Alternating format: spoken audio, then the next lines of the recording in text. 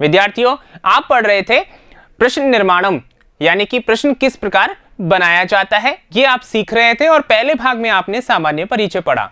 सामान्य परिचय में विद्यार्थियों आपने किम शब्द जो होता है तीनों लिंगों में जिसके रूप चलते हैं, उस किम शब्द के आधार पर किस प्रकार प्रश्न बनाया जाता है और कैसे हम प्रश्न बना सकते हैं, ये आपने सीखा जाना।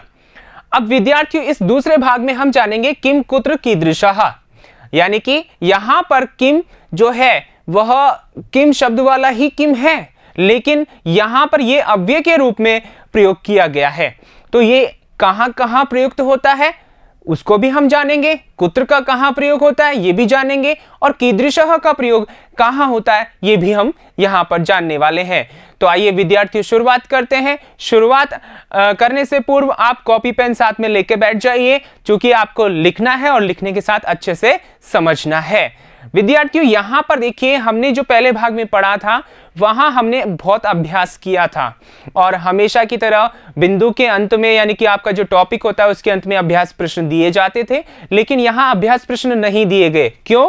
क्योंकि विद्यार्थियों यहां पर आपको अभ्यास करवाया गया है और समझाया गया है, और समझने वाला ही ये विषय है, ठीक है ना। उसी प्रकार हम उसी क्रम को यहां निरंतर लेते हुए आगे बढ़ते हैं। तो आइए विद्यार्थियों शुरुआत करते हैं।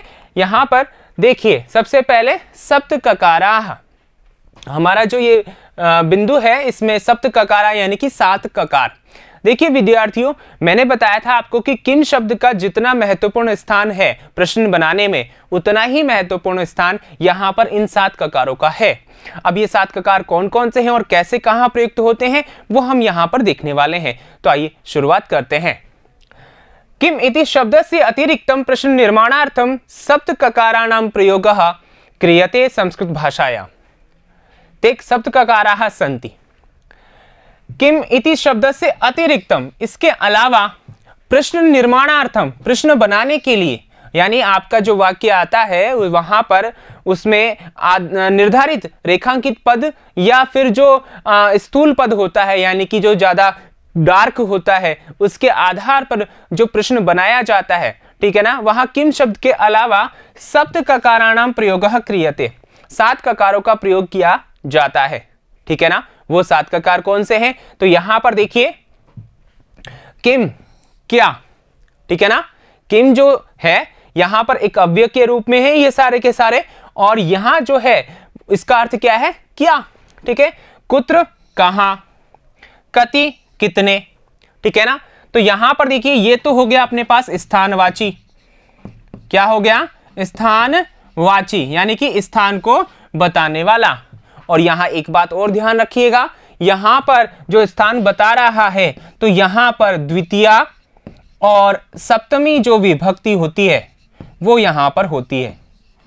मतलब सप्तमी और द्वितीया कैसे, तो इसको हम जानेंगे, लेकिन यहां समझिएगा कि जो हमारा वाक्य होता है, ठीक है ना, जो स्थान बताया जाता है, तो उस स्थान में या तो सप्तमी मिलेगी या द्वितीय विभक्ति आपको मिलेगी, और वहां पर यहां जो कुत्र अव्यय है, ठीक है ना, जिसका अर्थ कहां है, उसका प्रयोग किया जाता है प्रश्न बनाने में, ठीक है ना। तो आगे देखिए, फिर आगे है कति यानी कितने, ये है संख्यावाची, क्या है?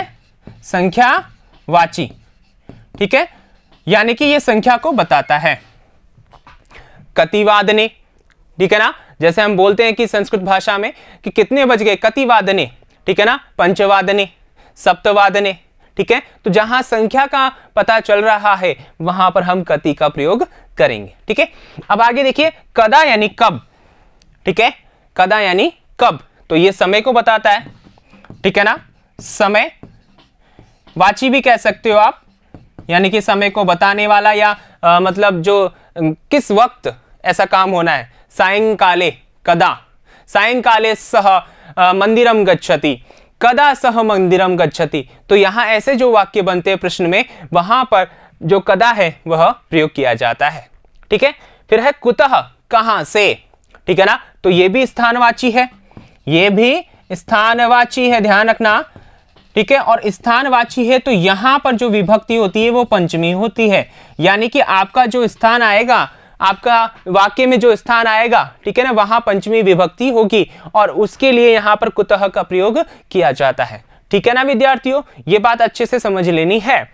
कथम यानी कैसे, कथम यानी कैसे, ठीक है ना। तो ये प्रकारवाची यानी कि प्रकार बताता है, माध्यम बताता है, साधन बताता है। और यहां पर हम देखते हैं कि तृतीया विभक्ति जो होती है वो प्रयोग की जाती है। ठीक है ना, कौन सी विभक्ति, तृतीया विभक्ति प्रयोग की जाती है। फिर है किमर्थम, किस लिए या क्यों, ठीक है ना। जैसे कि रामः पठनाय विद्यालयम गच्छति, तो यहां पठनाय जो पद है तो ये राम पढ़ने के लिए विद्यालय जाता है, तो वहां पर जो पठनाय है वो किस लिए आएगा, किस लिए जाता है, तो वहां पर किमर्थम का प्रयोग होगा। ठीक है ना, तो यहां किस लिए, किमर्थम, तो यहां हम जो है चतुर्थी विभक्ति का प्रयोग करते हैं। ठीक है ना विद्यार्थियों, तो यहां पर देखिए ये 7 ककार होते हैं और इनका हम प्रयोग करते हैं प्रश्न बनाने में। ठीक है, इसके अलावा कीदृक शब्द होता है, कौन सा शब्द होता है विद्यार्थियों, कीदृक शब्द होता है। ठीक है ना, जिस जो मतलब हम जैसे बताते हैं कि कीदृशः, ठीक है, कीदृशी, ठीक है, और कीदृशम। तो यहां पर देखिए विद्यार्थियों, कीदृशः पुल्लिंग में, कीदृश स्त्रीलिंग में, कीदृशम नपुंसकलिंग में। तो यहां पर ये बातें, ये जो है प्रश्न बनाने के लिए है ये सारे अव्यय। ठीक है ना, आ रही बात समझ में। लेकिन आपके स्तरानुसार हम जो पढ़ने वाले हैं या आपके 15 पाठों के अंतर्गत जिस प्रकार प्रश्न पूछे गए हैं उसके आधार पर हम यहाँ पर किम, कुत्र और अपने पास में ये जो 3 है कीदृशः, कीदृशी, कीदृशम, ये हम यहाँ पर पढ़ने वाले हैं और इन्हीं का अभ्यास हम यहाँ पर करने वाले हैं। तो विद्यार्थियों ध्यान से समझिए, ध्यान से लिखिए और इसको मन में उतारिए। ठीक है, और इसी प्रकार प्रश्न बनाए जाते हैं और कैसे बनाए जाते हैं वो हम यहाँ पर अभ्यास करने वाले हैं। तो आइए शुरुआत करते हैं। यहां पर देखिए सबसे पहले किम इत्यस्य प्रयोगः, किम इसका प्रयोग कहां होता है, कैसे होता है, देखिए सबसे पहले है नाम इति ज्ञातुम, नाम ऐसा जानने के लिए, ज्ञातुम यानी जानने के लिए, यानी नाम को जानने के लिए, यानी कि किसी से हम नाम पूछते हैं तो उसका नाम जानने के लिए हम किम का प्रयोग करते हैं। पहले देखिए उदाहरण, यहां पर एक वाक्य लिखा है भवतः नाम किम। अब यहां प्रश्न के रूप में यह वाक्य है कि आपका नाम क्या है। तो कोई कहेगा, क्या कहेगा कि मम नाम रामः, ठीक है, यही कहेगा वाक्य, यानी इसके उत्तर के रूप में। लेकिन मान लीजिए ये वाक्य आ गया, अब इसका प्रश्न कैसे बनाए, तो इसका प्रश्न बनेगा ऐसे कि मम नाम, ठीक है ना, इसके स्थान पे बनेगा किम। ठीक है ना, तो भवतः नाम किम, मम नाम रामः। ठीक है, तो यहां देखिए प्रश्न इस प्रकार होगा, उत्तर इस प्रकार होगा। तो जब भी हम किसी का नाम पूछते हैं तो इस प्रकार प्रश्न बनेगा। जैसे यहां पर मैंने आपको एक यहां पर बताया, एक वाक्य बता करके कि मम नाम रामः, ठीक है ना, तो अगले वाला, सामने वाला जब पूछेगा तो आपको ये वाला प्रश्न करेगा। आगे बात समझ में विद्यार्थियों, ठीक है ना। अब यहां पर देखिए नाम बताने के लिए हमने प्रयोग किया भवतः नाम किम, ठीक है ना। यहां पर हम स्त्रीलिंग में भी प्रयोग कर सकते हैं कि भवत्या, ठीक है, नाम किम, ठीक है ना। और ध्यान रखिएगा किम पे ही वाक्य खत्म हो जाता है, लेकिन अगर हम क्रिया लगाना चाहें तो लगा सकते हैं अस्ति, ठीक है ना। भवत्या नाम किम अस्ति, आपका नाम क्या है, ठीक है। तव नाम किम अस्ति, तुम्हारा नाम क्या है। मम नाम किम अस्ति, मेरा नाम क्या है। अगर कोई भूल जाए खुद के लिए तो मम नाम किम, मेरा नाम क्या है, ठीक है। तो यहां पर बात समझ में आ गई होगी, नाम जानने के लिए हम किम का प्रयोग करते हैं, ठीक है। दूसरा देखिए कार्य करने, काम करने में, कोई काम कर रहा है विद्यार्थी, ठीक है ना, तो जब वो काम कर रहा है तो क्या काम कर रहा है, वहां पर इसका प्रयोग होता है। जैसे कि देखिए रामः पाठम पठति, राम पाठ पढ़ता है। देखिए विद्यार्थियों यहां किसी भी पद पर रेखांकित नहीं है, ठीक है ना। अब रेखांकित नहीं है और आपको कहे कि प्रश्न बनाओ, तो आपने देखा कि आपके पाठ्यक्रम में, आपकी पाठ्य पुस्तक में रेखांकित पद है या फिर स्थूल पद है। स्थूल पद का मतलब वो ज्यादा गहरा नजर आता है आपको, तो वहां पर देखिए आप ऐसा पाएंगे और वहां पर प्रश्न बना देंगे, जो कि हमने किम शब्द में देखा, ठीक है ना। लेकिन यहां पर रेखांकित पद नहीं है और कह दिया कि प्रश्न बनाओ। तो अब यहां पर आपको समझना है कि काम हो रहा है। क्या काम हो रहा है? पाठ का पढ़ना हो रहा है। तो रामः पाठम पठति, तो इसका प्रश्न बनाएंगे तो आप क्या बनाएंगे? रामः किम करोति, राम क्या करता है या क्या कर रहा है? तो आपका उत्तर होगा रामः पाठम पठति। बात समझ में आ गई विद्यार्थियों? अब यहां पर देखिए, अगर हम रेखांकित करते रामः पर तो प्रश्न क्या बनता? प्रश्न बनता कः पाठम पठति, ठीक है ना। क्यों? क क्यों आया? क्योंकि राम शब्द जो है यहां रामः जो पद है वो पुल्लिंग का प्रथमा एक वचन है और किम शब्द पुल्लिंग प्रथमा एक वचन में कह बनता है, ठीक है। और यदि मान लीजिएगा यहां पर पाठम के स्थान पर रिक्त स्थान वो रेखांकित पद होता तो क्या प्रश्न बनता? तो हमारा प्रश्न बनता रामः कम पठति। समझ में आ रहा है ना विद्यार्थियों? तो इस बात को अच्छे से समझ लेना है, अच्छे से लिख लेना है, दिमाग और कॉपी दोनों में। क्या कि यहां पर जब कोई काम हो रहा होता है तब किम का प्रयोग किया जाता है। कैसे कि रामः पाठम पठति, इसका प्रश्न होगा रामः किम करोति, ठीक है ना। समझ में आ रहा है? जैसे सीता नृत्यम करोति, ठीक है, तो सीता किम करोति, सीता नृत्यम करोति। सह धावति, सह किम करोति, सह धावति, ठीक है ना। तो बात समझ में आ गई है ना।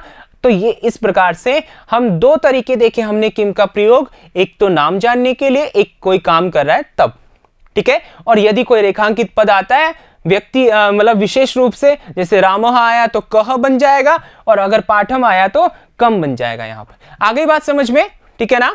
आइए आगे चलते हैं। आगे देखिए आपके पास में कुत्र, कुत्र इत्यस्य प्रयोगः, हमने देखा किम का प्रयोग, अब जानते हैं कुत्र का प्रयोग, ठीक है ना। अब यहां पर कुत्र का प्रयोग है तो देखिए मैंने कहा था कि ये क्या है? स्थान वाची, ठीक है ना, यही कहा था आपको, यही बताया था। और साथ में ये भी कहा था कि द्वितीय और सप्तमी विभक्ति होती है। तो कौन कौन सी होती है विद्यार्थियों? यहां पर देखिए द्वितीय और सप्तमी, ठीक है ना। तो यहां पर द्वितीय और सप्तमी जो है वो कैसे होती है इसी को हम यहां पर देखते हैं। देखिए स्थान प्रदर्शने, स्थान प्रदर्शित करने के लिए या स्थान प्रदर्शित करने पर इसका प्रयोग होता है कुत्र का। कैसे? देखिए वाक्य है रामः जयपुरे वसति, यहां पर फिर रेखांकित नहीं है तो प्रश्न क्या बनाएंगे? तो यहां पर देखिए राम जयपुर में रहता है, तो जयपुर में कहीं भी रहता है, ठीक है ना। तो यहां स्थान क्या है? जयपुरे। तो हमारा प्रश्न भी क्या बनेगा? कुत्र बनेगा और जयपुरे के स्थान पे बनेगा, ठीक है ना। तो अब यहां पर देखिए जयपुरे जो है यहां सप्तमी विभक्ति है। कौन सी विभक्ति है? सप्तमी विभक्ति है, ठीक है ना। यहां पर मैंने 7 लिख दिया, इसका मतलब है सप्तमी, और यहां पर 1 लगा दिया, इसका मतलब है सप्तमी का एक वचन, ठीक है। तो यहां पर राम जयपुर में रहता है तो ये क्या हो गया? सप्तमी का एक वचन। और यहां जयपुर को रेखांकित नहीं किया, लेकिन स्थान बताने के लिए जब प्रश्न बनाएंगे तो कुत्र का प्रयोग करेंगे और प्रश्न क्या बनेगा? रामः कुत्र वसति, राम कहां रहता है? तो राम जयपुर में रहता है। आगे बात समझ में, ठीक है ना। और रेखांकित होता तो भी यही बनता, जो जयपुरे है अगर रेखांकित होता जैसे कि मैंने किया तो भी कुत्र ही प्रश्न बनता, रामः कुत्र वसति। आ गई बात समझ में, ठीक है। इसी प्रकार हम अगर कोई और वाक्य लेना चाहे, ठीक है ना, तो वो भी ले सकते हैं। जैसे कि मान लीजिएगा मैं यहां पर लिखता हूं कि गीता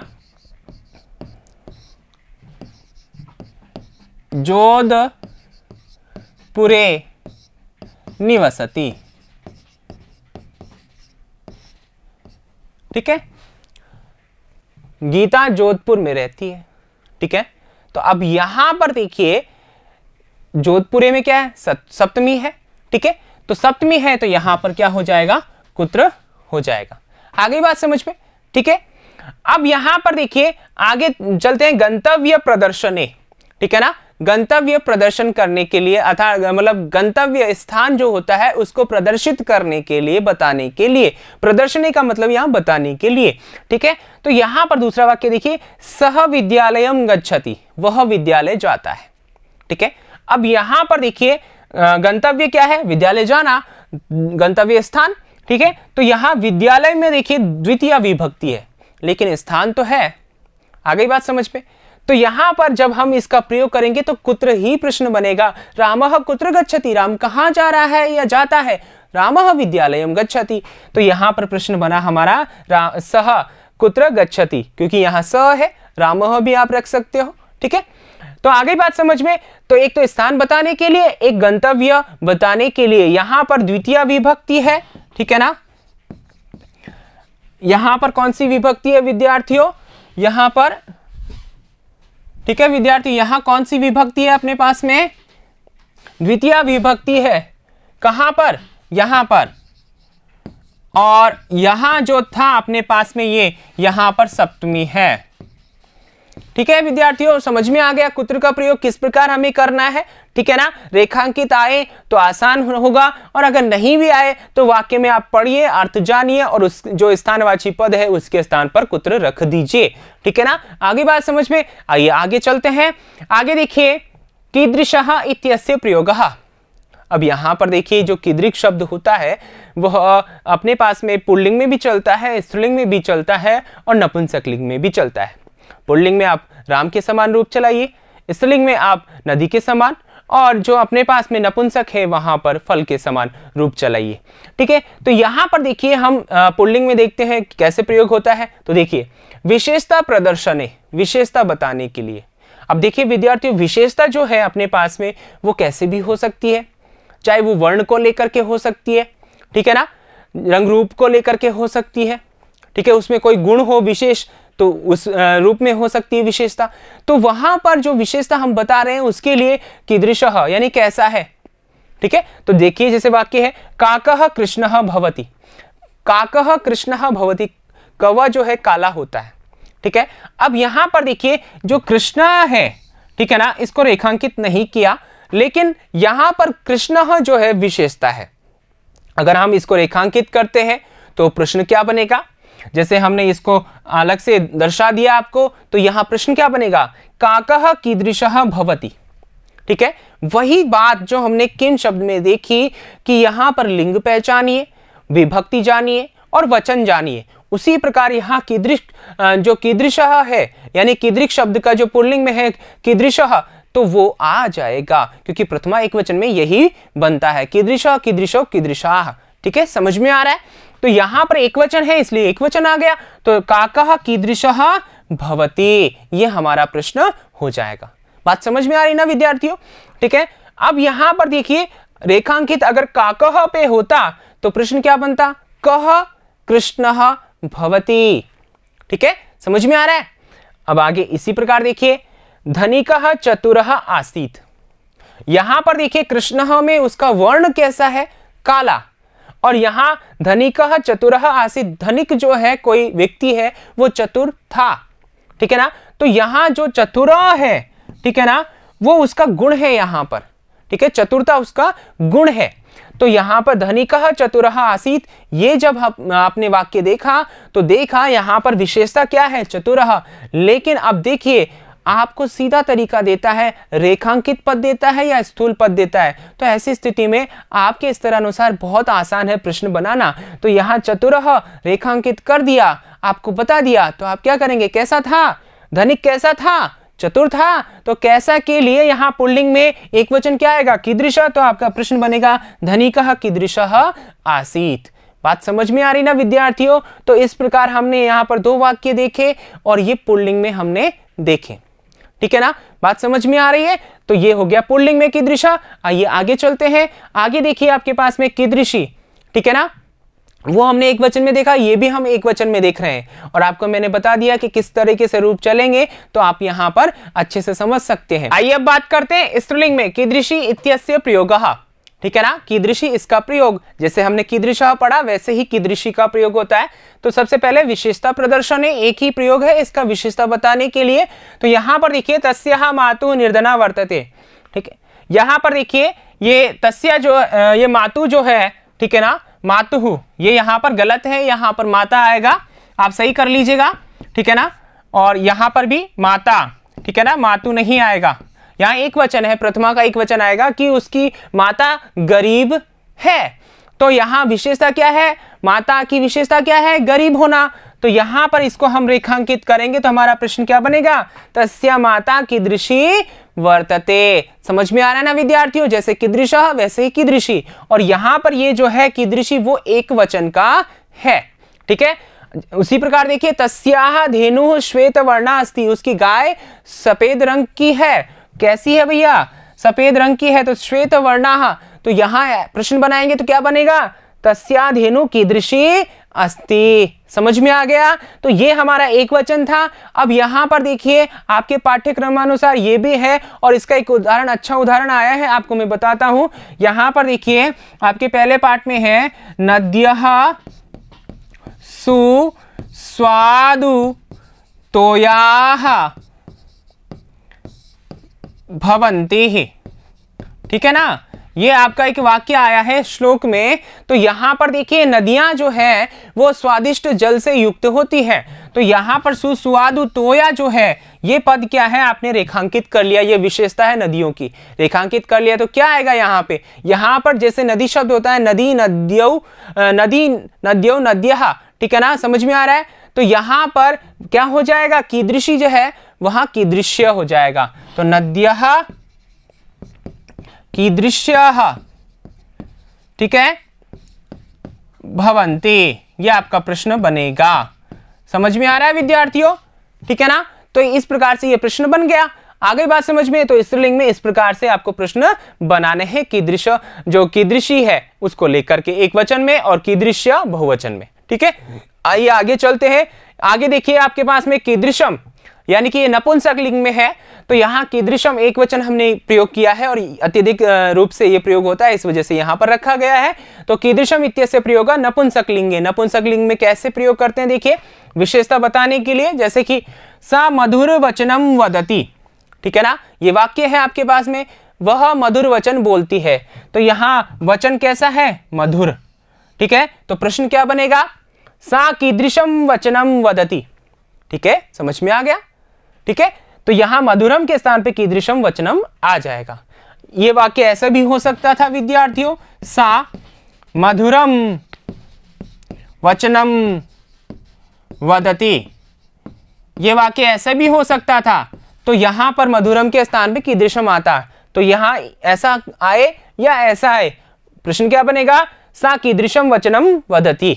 आगे बात समझ में, आगे देखिए, तानि फलानि मधुराणि सन्ति, ठीक है ना, वे फल मधुर हैं, ठीक है। तो यहां कैसे है फल, मधुराणि। तो प्रश्न क्या बनेगा, तानि फलानि कीदृशानि सन्ति, ये बहुवचन में प्रयोग हुआ है, ठीक है। तो समझ में आ गया ना आपको। और अगर फलानि पे आता तो आपको पता है ना क्या आएगा यहाँ प्रश्न में, कानि, तानि कानि मधुराणि सन्ति, ठीक है ना। तो इस प्रकार प्रश्न बनाते हैं। तो विद्यार्थियों आपने यहां पर जाना इस कक्षा में कि किम का प्रयोग, कुत्र का प्रयोग और कीदृशः और कीदृशी, कीदृशम, इस प्रकार हम यहाँ पर ये जो प्रश्न निर्माण वाले ककार हैं उनका हमने अध्ययन किया और जाना कि किस प्रकार प्रश्न बनाया जा सकता है किम शब्द के अतिरिक्त।